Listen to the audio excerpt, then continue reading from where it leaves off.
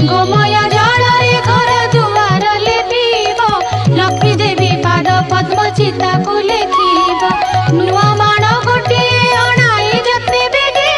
धोई धाई करे ताकू सुखाइब बेगे ताहाकू करिब नाना चित्र जे विचित्र चाउल को बाटी चिता लेखिब समस्त तहु स्नान करी आसी होई शुचिमत चौकी बा खटुली जे आनिब तुरीत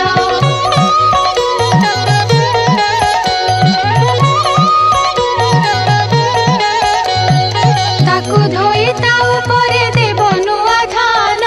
रंग कला नही होई थिब शुभ्र वर्ण तहु किछि कुढ़ाई जे से